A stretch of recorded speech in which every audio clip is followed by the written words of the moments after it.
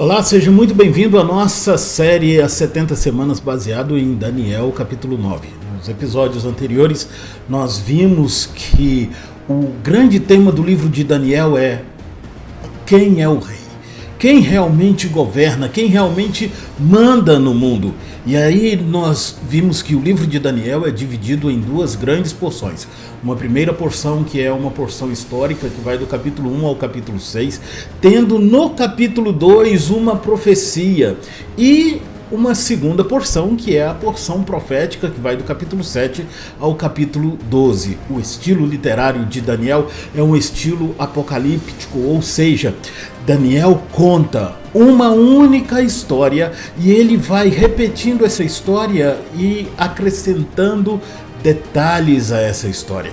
E essa história é, na verdade, a profecia de Daniel. É o conteúdo da profecia de Daniel que vai, a partir do governo da Babilônia, do Império Babilônico, até o final dos tempos. E nós temos esta repetição ao longo do livro do profeta Daniel. Uma outra questão é que o capítulo 9 começa nos colocando dentro de um contexto histórico que aconteceu no ano 539 a.C. Daniel vai dizer que ele está no primeiro ano do reinado de Dario, filho de Assuero, e nesse tempo ele descobre pelos livros que o número de anos que o Senhor falara ao profeta Jeremias que deveriam durar as assolações de Jerusalém eram de 70 anos. E o que significam esses 70? Esses 70 significam o período do Império Babilônico. Lembrando que rei e reino estão intimamente ligados dentro da fala profética. Aí o Daniel entende que vai chegar o fim, o cativeiro, porque o Império Babilônico caiu. Mas o fim do cativeiro não significa o fim do exílio, porque Deus expulsou o seu povo da terra, punindo-os por causa dos seus pecados. E é isso que vai motivar a oração de Daniel. Lembre-se, a oração de Daniel é uma belíssima confissão de pecados, e Daniel termina sua oração dizendo: ó Senhor, perdoa, ó Senhor, atende, ouve a nossa oração. E ele está confessando por ele e pelo seu povo. E o Daniel está confessando porque ele sabe a necessidade de um novo êxodo. Ele sabe que Deus precisa levantar um novo Moisés. E esse Moisés vai finalmente levar o povo para casa. E é diante disso que vem a resposta de Deus à oração de Daniel. Dois grandes eventos nos são apresentados no capítulo 9. O primeiro evento são os 70 anos de cativeiro da Babilônia, que não são 70 anos fechadinhos, são na verdade 67 anos. Mas significativamente 70, porque representam o tempo de um império e o tempo da punição de Deus. E o segundo evento são as 70 semanas, que estão dentro justamente da explicação que o anjo traz para Daniel. E o que significam estas 70 semanas? Daniel faz uma introdução para a gente aqui, e é essa introdução que nós vamos entender, que nós vamos estudar nesse nosso episódio. Então, vamos para o episódio As 70 Semanas, a resposta à oração de Daniel.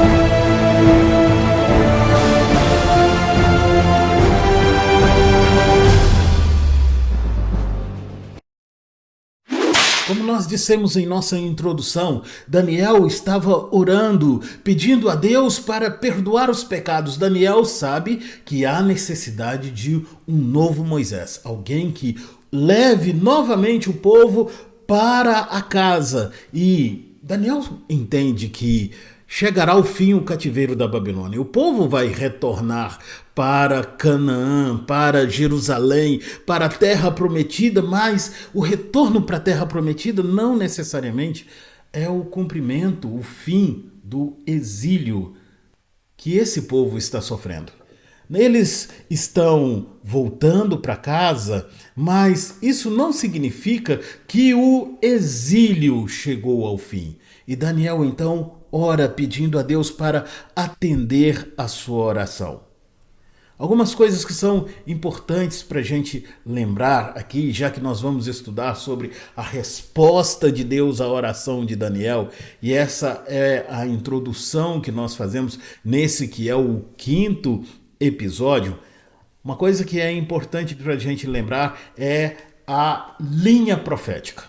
E vamos tentar entender isso à luz do próprio livro de Daniel. Como nós dissemos, o livro de Daniel tem 2 grandes porções. A primeira porção, que vai do capítulo 1 ao capítulo 6, e é uma porção histórica, mas no capítulo 2 nós temos o sonho de Nabucodonosor, e Deus revela para Nabucodonosor o que vai acontecer. É o sonho dessa estátua aqui.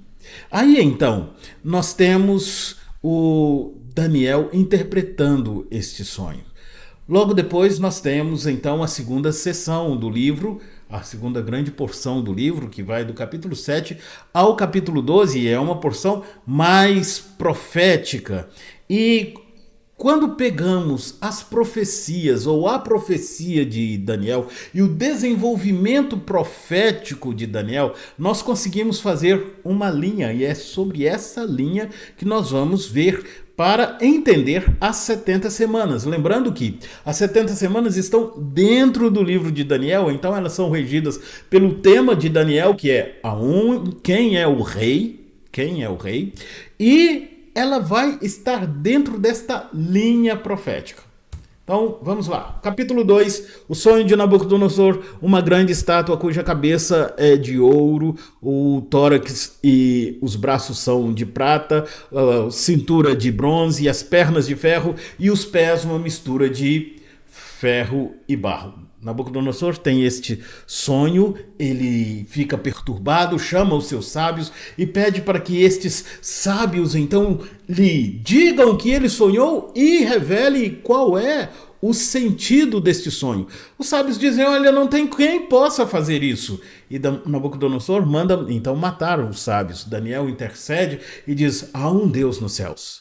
Há um Deus nos céus que pode fazer isso e que conhece todas as coisas e que ele pode sim responder ao rei qual é o seu sonho e qual é o significado deste sonho.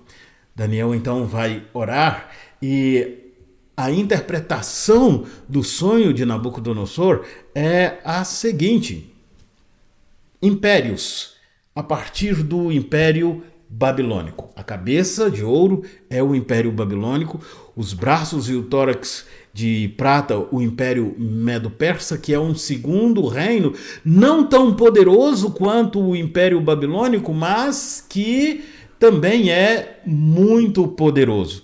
Logo depois, nós temos a Grécia e então há o Império Romano, uma menção ao Império Romano.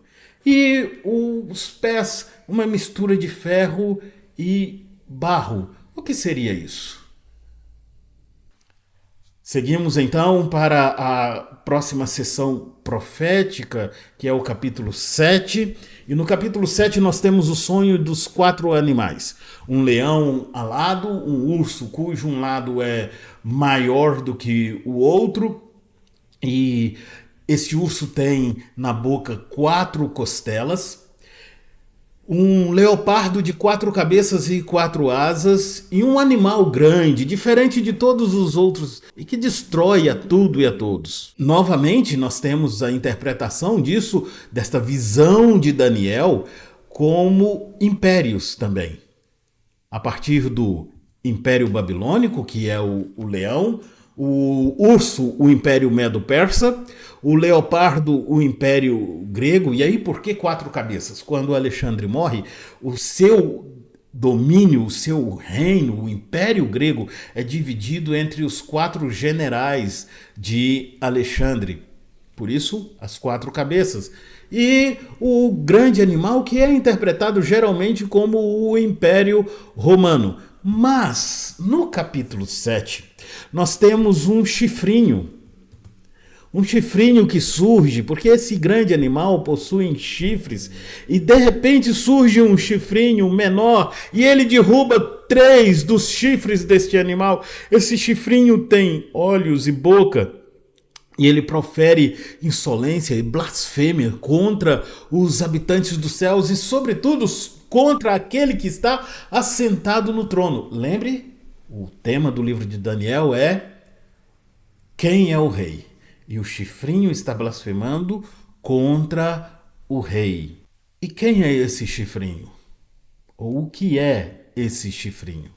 Aí nós vamos para o capítulo 8, onde nós temos o carneiro e o bode. O carneiro tem 2 chifres, um chifre é maior do que o outro. Esse carneiro ele dá marradas de um lado para o outro, mas mais poderoso do que esse carneiro é um bode que vem voando e que não coloca os seus pés no chão, e ele é muito rápido e ele bate no carneiro, ele derruba o carneiro e espanca o carneiro, e depois o seu chifre é quebrado e surgem 4 chifres.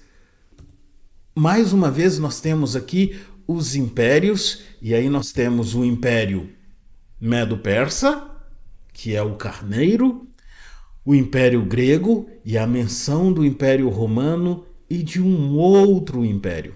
Boa parte dos estudiosos vão dizer que essa que é a nossa interrogação aqui nos 3 capítulos, 2, 7 e 8 do livro de Daniel, é uma referência ao anticristo, ou aos anticristos que ao longo da história foram surgindo. Porque você tem no livro de Daniel uma menção a Antíoco Epifanes, que foi realmente um anticristo, alguém que foi o abominável da desolação. Lembre-se que Jesus usa esse termo, o abominável da desolação, lá no seu sermão profético registrado em Mateus capítulo 24 e também no Evangelho de Marcos. E aí Jesus fala sobre o abominável da desolação, e ele fala que esse abominável da desolação de quem falou o profeta Daniel, ele ainda virá. Mas, de certa forma, Antíoco Epifanes foi um anticristo, de forma muito intensa. Então, anticristos têm surgido, como o nosso irmão João, o apóstolo, lá na sua carta vai dizer que muitos anticristos surgiram, mas virá o anticristo. Então, boa parte dos estudiosos dizem que esta interrogação que nós temos aqui nos capítulos 2, 7 e 8 de Daniel é uma referência ao anticristo, ou aos anticristos, até chegar àquele que é o antítipo dos anticristos, que são apresentados para a gente tanto na Bíblia quanto ao longo da história. Mas eu quero chamar a sua atenção aqui, e deixa eu voltar para o nosso slide. Eu quero chamar a sua atenção aqui justamente para essa linha profética. Você consegue perceber com muita clareza que os capítulos 2, 7 e 8, que antecedem profeticamente o capítulo 9 de Daniel, tratam de um único assunto. Você tem o Império Babilônico, o Império Medo-Persa, o Império Grego, o Império Romano e o Anticristo, ou o Império do Anticristo. No capítulo 8, como o Império Babilônico já havia caído, você tem, então, o Império Medo-Persa, Grego, Romano e o Império do Anticristo. Essa linha profética precisa estar bem clara em nossa mente para que a gente possa entender, então, as 70 semanas do livro do capítulo 9 aqui de Daniel. Uma outra questão que nós precisamos ver aqui é porque geralmente a gente olha para a questão profética e fica imaginando uma grande derrota do povo de Deus. Por exemplo, no capítulo 7, vai dizer que o chifrinho pelejou contra os santos e venceu os santos. Quando você vai para Apocalipse capítulo 13, o versículo 7 vai dizer que a besta, foi dada à besta o poder de pelejar contra os santos e vencê-los. E muitas vezes a gente olha para literatura profética ou para aquilo que nós temos como profecias nas Escrituras, tanto no Antigo quanto no Novo Testamento. E nós imaginamos uma derrota do povo de Deus e uma derrota do próprio Cristo. Mas o que as profecias ressaltam, e aí observe em nosso slide, que se o capítulo 2, 7 e 8, os capítulos falam sobre os impérios humanos, todos estes impérios são derrotados pelo império ou pelo reino dos céus. Deixa eu dar um exemplo aqui no capítulo 2. O capítulo 2, e aí eu vou aproveitar essa imagem que nós temos aqui, é o sonho de Nabucodonosor dessa estátua. Ele sonha com uma estátua cuja cabeça é de ouro, os membros superiores são de prata, a cintura de bronze, as pernas de ferro e os pés, uma mistura de ferro com barro. Essa estátua é muito grande. E como nós vimos que a interpretação dada por Daniel é de que esta estátua são os impérios babilônico, medo-persa, grego, romano e o império do anticristo, e aí nós podemos dizer que são os impérios dos homens. Nós temos então nestes impérios grandes homens ou homens muito poderosos. A Babilônia, representada por Nabucodonosor, o homem mais poderoso da terra no seu tempo. Quando o Império Medo-Persa surgiu, então você tem Ciro, que é o homem mais poderoso. Você tem no Império Grego Alexandre o Grande, e você tem no Império Romano o César, os imperadores. Então você tem homens poderosos nos impérios. Mas quando a gente lê o capítulo 2, você percebe no sonho de Nabucodonosor que ele sonha com essa grande estátua, mas uma pedra é cortada sem auxílio de mãos. Essa pedra vem, bate na estátua e destrói a estátua. E ela continua rolando até chegar a um certo lugar onde ela para e vira uma montanha muito grande. Talvez seja isso que Pedro tem em mente quando Pedro aponta Jesus como a pedra. E não só uma pedra angular, mas a pedra principal. E o Pedro traz essa ideia. O sonho de Nabucodonosor é que há um império maior do que os impérios humanos. E quando você lê o capítulo 7 e o capítulo 8, você vai perceber justamente a mesma coisa, que o reino de Deus, ele sobrepõe sobre todos os impérios, sobre todos os reinos humanos. Então a profecia de Daniel não é uma profecia de uma derrota, muito pelo contrário, a profecia de Daniel é a profecia sobre a vitória do reino de Deus. O reino de Deus é o reino vitorioso. Mas vamos seguir aqui e entrar então no capítulo 9. A primeira parte dessa introdução, que vai até a primeira parte do versículo 24, são os versículos 20 a 22, que dizem assim, Daniel 9, 20 a 22 dizem assim: Enquanto eu ainda falava, orava, confessava o meu pecado e o pecado do meu povo de Israel, e lançava minha súplica diante do Senhor, meu Deus, pelo monte santo do meu Deus, sim, enquanto eu assim orava, Gabriel, o homem que eu tinha visto na minha visão anterior, veio rapidamente voando e tocou em mim. Era a hora do sacrifício da tarde. Ele queria instruir-me. Falou comigo e disse: Daniel, agora eu vim para dar a você inteligência e discernimento. Algumas coisas interessantes aqui.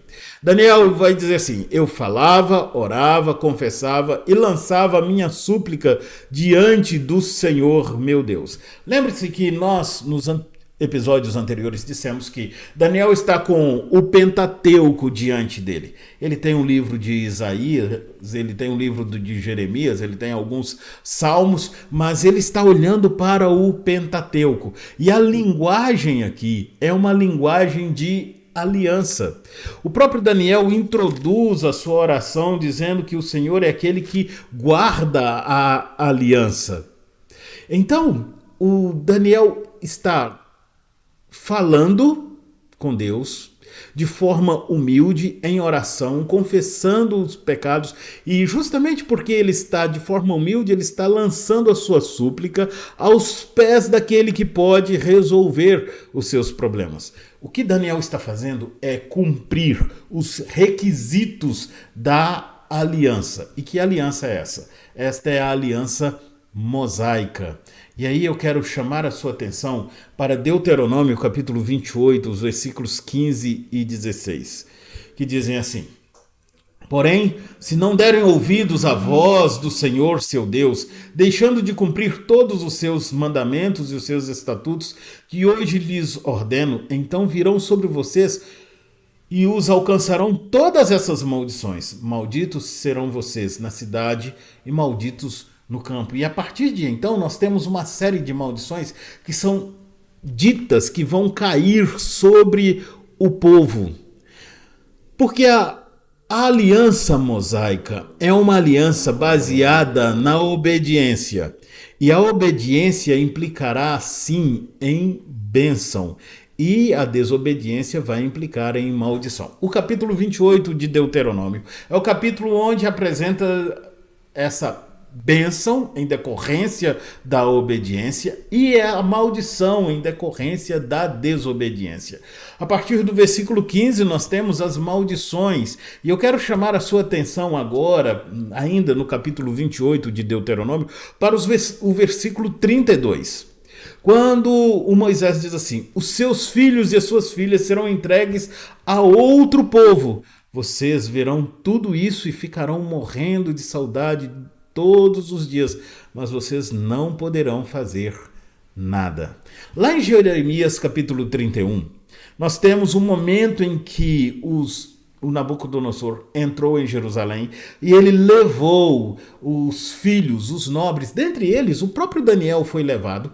Dentre os jovens que foram levados para a Babilônia, o próprio Daniel foi levado para a Babilônia. E você se lembra do que tem lá em Jeremias 31? As mães chorando. E aí o profeta, no versículo 15, ele vai dizer: ouviu-se um clamor em Ramá, pranto, choro e grande lamento. Era Raquel chorando por seus filhos e inconsolável, porque eles não mais existem. Os filhos foram entregues a outro povo, em decorrência da desobediência. E aí Deus então pune o seu povo, entregando os seus filhos a outro povo. Daniel entende isso. Ele entende que o exílio, que é muito pior do que o cativeiro, é a punição de Deus porque o povo quebrou a aliança. E então eles estão debaixo de maldição. Por isso ele está lançando as suas súplicas diante do Senhor. Daniel sabe que o fim da Babilônia é o fim do cativeiro, mas ele também sabe que o fim do cativeiro não é o fim do exílio. E ele pede a Deus então um novo Moisés, que tire esse povo do exílio, que retire a maldição de sobre esse povo. Lembre-se disso. O que Daniel espera é que Deus retire a maldição de sobre o seu povo. Mas como essa maldição pode ser retirada?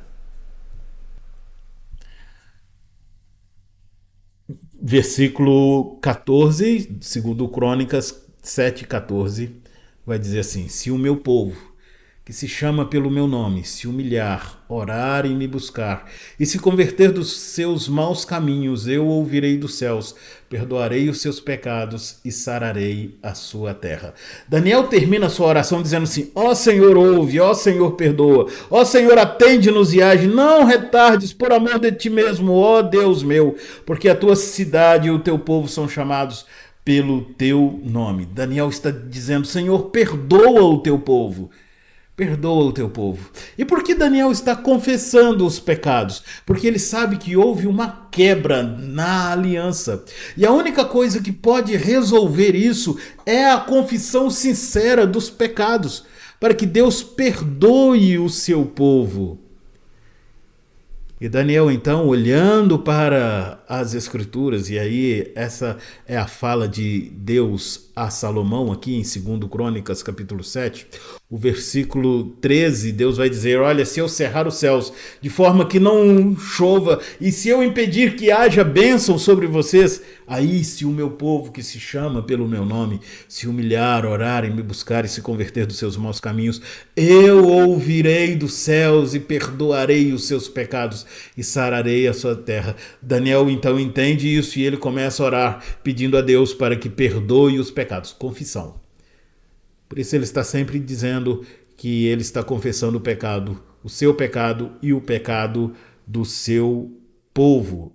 A visão de Daniel é uma visão de aliança. E qual é o objeto da oração de Daniel? É o Monte Santo do seu Deus. É o Monte Santo de Deus. O lugar do templo. O que Daniel tem em mente? Daniel tem uma visão correta do que é o templo. Porque antes da queda de Jerusalém, antes da destruição do templo, as pessoas diziam, e aí no livro de Jeremias você vai encontrar isso, as pessoas dizendo: olha, Jerusalém não vai cair na mão de Nabucodonosor, porque o templo está aqui. Aqui nós temos a casa de Deus. E o templo se tornou mais importante do que o próprio Deus. Aí Daniel vem e confessa esse pecado. O povo se esqueceu de Deus e se apegou ao templo. E Daniel vem e diz: Senhor, nós pecamos por conta disso. Nós estamos errados por conta disso. E aí então, enquanto ele orava, Gabriel, o homem que ele tinha visto na visão anterior. E agora, então, nós somos lançados no capítulo 8. Quando Daniel tem uma visão e o Gabriel vem para explicar essa visão. Olha só o que está escrito no capítulo 8 de Daniel, os versículos 15 e 16. Depois que tive a visão, eu, Daniel, procurei entendê-la.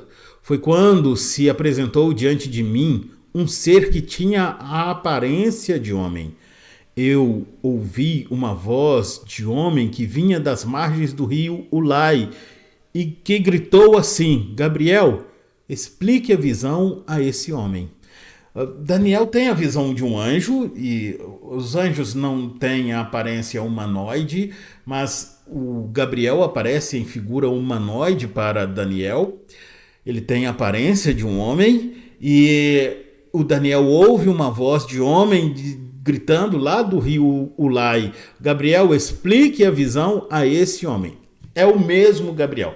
Tá, mas por que o Daniel faz esta menção aqui pra gente? O Daniel faz essa menção aqui porque ele quer que a gente retorne ao capítulo 8. Porque eu só vou conseguir entender as 70 semanas entendendo o capítulo 8 de Daniel. Perceba isso, né? Eu vou entender as 70 semanas quando eu entender o capítulo 8. Tá. Então, Daniel me fez voltar ao capítulo 8, para que eu entenda o capítulo 8, e nós voltaremos ao capítulo 8, sim, para entender o capítulo 9, porque são capítulos complementares, e esse é um estilo apocalíptico. E aí o Daniel, então, vai dizer que isso aconteceu na hora do sacrifício da tarde, no tempo de confessar os pecados. Todos os dias, enquanto o tabernáculo e o templo estiveram presentes na vida do povo, pela manhã e à tarde eram oferecidos um sacrifício de confissão de pecados, todos os dias. Agora o templo não existe mais. Daniel não tem como ir ao templo porque ele está na Babilônia. O templo foi destruído, mas Daniel vai mostrar para a gente que a ação de Deus vai além do templo. Lembra? Ele está orando pelo Monte Santo de Deus, mas com uma visão correta agora, porque o centro não é o templo, mas o Deus do templo. E aí o Daniel vai fazer menção desse sacrifício da tarde, porque apesar de não existir um templo, é necessário haver oração, é necessário haver confissão de pecados. Isso me faz lembrar um texto lá do Novo Testamento, João capítulo 4, quando a mulher samaritana pergunta para Jesus onde é o lugar correto para a adoração. No templo de Jerusalém, e aí é o templo que foi reconstruído, ou no monte, como os samaritanos faziam. E aí a resposta de Jesus é: nem no templo, nem no monte, porque Deus é espírito. Deus vai além do templo. O templo é apenas um mapa imperfeito da nossa verdadeira casa. Deus vai muito além do templo. E o Daniel faz uma menção disso aqui no final do versículo 21. E qual é a função de Gabriel? A função de Gabriel é instruir a Daniel. Versículo 22. Ele queria instruir-me, falou comigo e disse: Daniel, agora eu vim para dar a você inteligência e discernimento. E o Daniel precisava ter inteligência e discernimento para entender as 70 semanas, ou o futuro, os próximos 70 setes que aconteceriam. Versículo 23 e 24. Quando você começou a fazer as suas súplicas, foi dada uma ordem, e eu vim para explicar tudo a você, porque Deus o ama muito. Portanto, preste atenção à mensagem e entenda a visão. 70 semanas estão determinadas para o seu povo e para a sua santa cidade. Algumas questões aqui nesse texto. Primeiro quando você começou a fazer as suas súplicas, foi dada uma ordem. O anjo vira para Daniel e diz: olha, Daniel, quando você começou a orar, foi dada uma ordem. E aí a grande questão é: que ordem é esta? Existem dois posicionamentos. Um é que Deus deu a ordem para a libertação do povo. A outra é que o Ciro assinou o decreto de libertação do povo. Lembrando que nós estamos no ano 539 a.C. É o primeiro ano do reinado de Ciro ou de Dario. Dario é um título, né? Não é um nome, é um título. E é o título do próprio Ciro. Então, o anjo vai dizer para Daniel: olha, quando você começou, foi dada a ordem. Eu caminho na junção dessas duas posições. Tanto Deus deu a ordem, quanto o Ciro executou a ordem de Deus, dando uma ordem. E por que a gente pode falar isso? Olha o texto de Crônicas. Segundo Crônicas, capítulo 36, versículo 22, diz assim: no primeiro ano do reinado de Ciro, rei da Pérsia, primeiro ano de reinado de Ciro, foi quando houve a queda da Babilônia, então é o ano 539. Então, no primeiro ano do reinado de Ciro, ano 539, Daniel está no ano 539, rei da Pérsia, para que se cumprisse a palavra do Senhor por boca de Jeremias, o Senhor despertou o espírito de Ciro, rei da Pérsia, que ordenou que se proclamasse em todo o seu reino e que se pusesse por escrito o seguinte. A partir do versículo 23, nós temos o decreto de Ciro, que era para que o povo voltasse, os judeus voltassem para Jerusalém e reconstruísse a casa de Deus.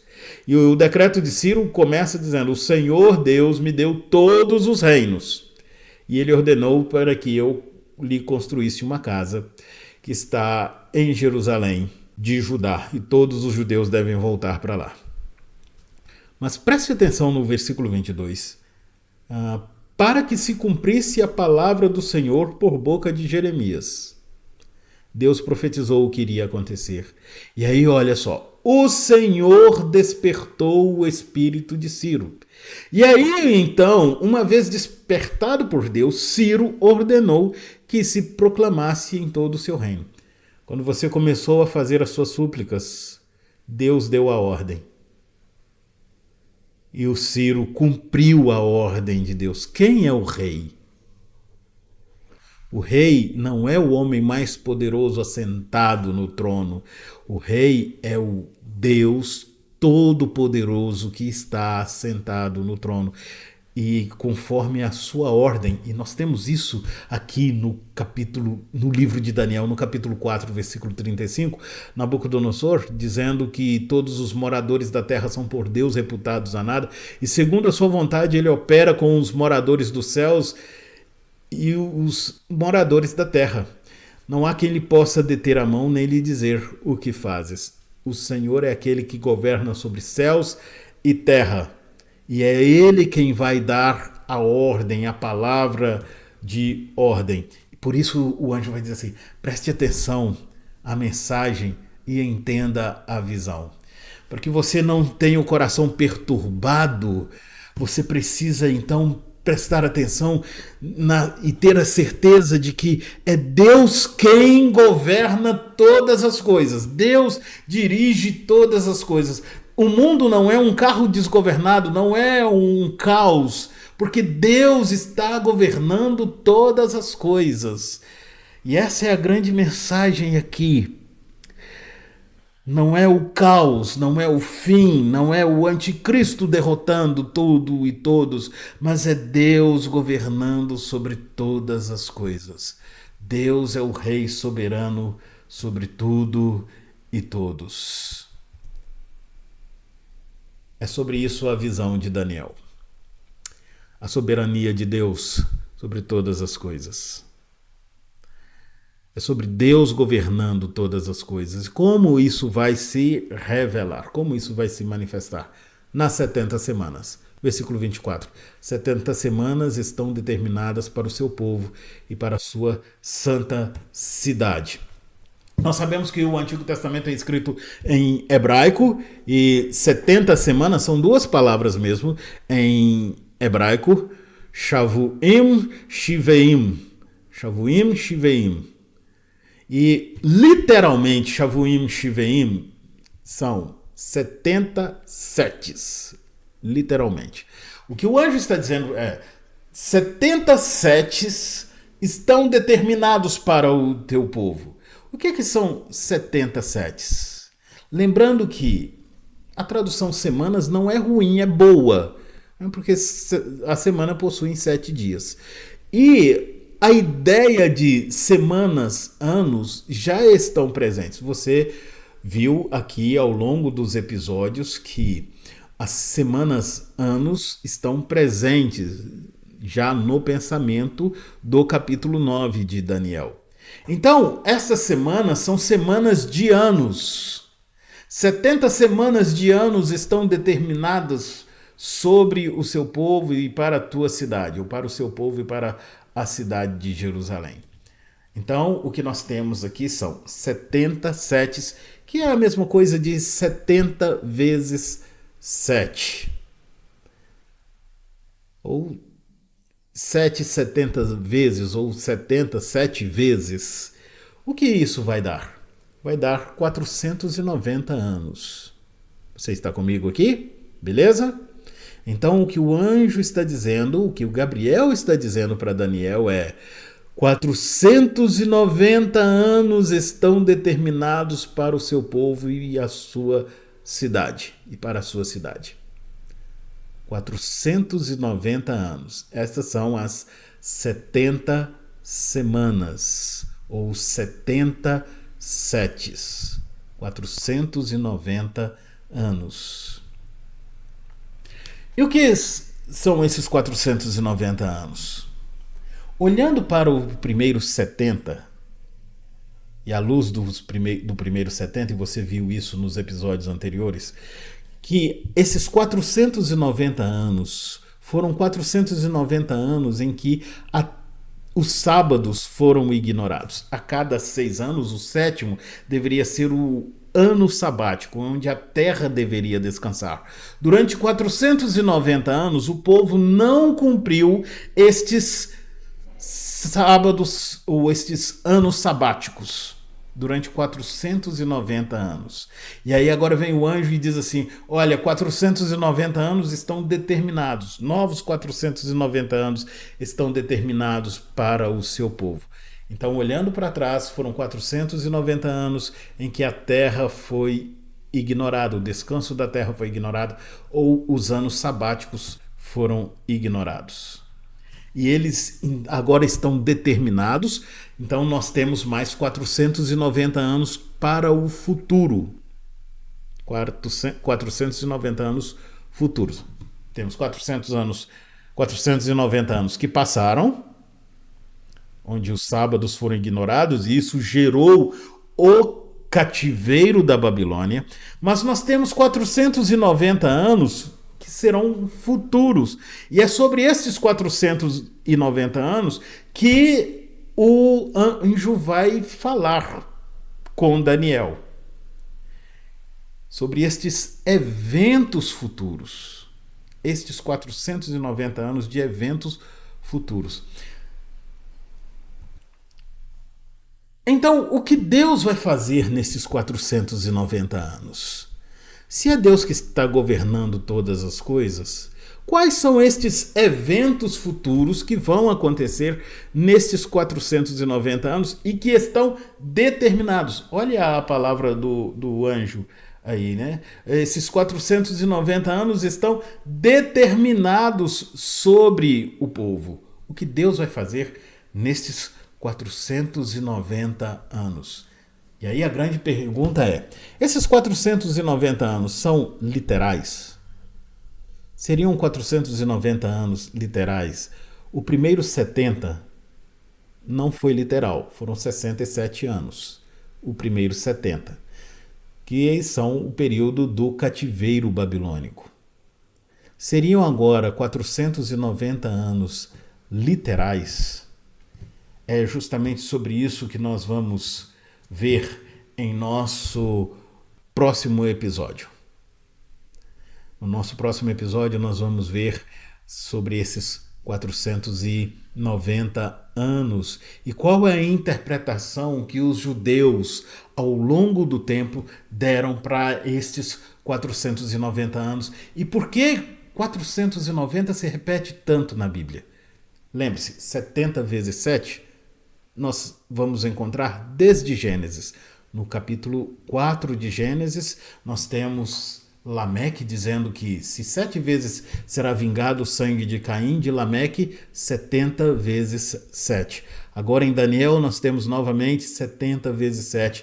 E nós temos Jesus dizendo que o perdão deve ser oferecido 70 vezes 7. O que são esses 490 na Bíblia? Eu espero você em nosso próximo episódio para a gente ver justamente essa questão aí dos 490 anos ou dos 490 que a Bíblia apresenta ao longo das suas páginas.